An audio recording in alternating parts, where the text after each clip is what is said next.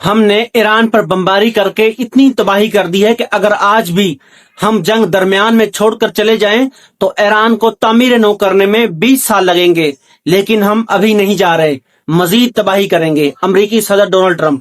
جنگ سے کئی ہفتے پہلے جب سارا میڈیا کہہ رہا تھا کہ امریکہ ایران میں رجیم چینج کے لیے حملہ کرے گا، تو میں نے عرض کیا تھا کہ امریکہ رجیم چینج نہیں کرے گا اور کرنا بھی نہیں چاہتا، کیونکہ کر نہیں سکتا۔ اسی لیے امریکہ ایران کو اسی طرح تباہ کرنا چاہتا ہے جیسے عراق، لیبیا اور شام کو تباہ کیا۔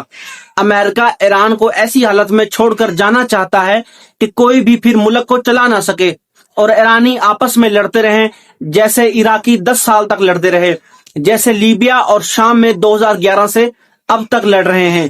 امریکہ ایران میں خانہ جنگی چاہتا ہے، لیکن ایران نے فقید المثال مزاحمت سے امریکی منصوبے کو کامیاب نہیں ہونے دیا۔ الٹا ایران نے نہ صرف آبنائے ہرمز کو اپنی تحویل میں لے لیا بلکہ امریکی اڈوں کو بھی مشرق وسطیٰ میں تباہ کر دیا، اور اب امریکہ سے مطالبہ یہ ہے کہ مشرق وسطیٰ سے نکلو۔ اسی لیے امریکہ اور اسرائیل اب پریشان ہیں، انہیں سمجھ نہیں آ رہی کہ کیا کریں کہ ایران کو عراق اور لیبیا نہ بنا سکے، لیکن کوئی ترکیب بھی سمجھ میں نہیں آ رہی۔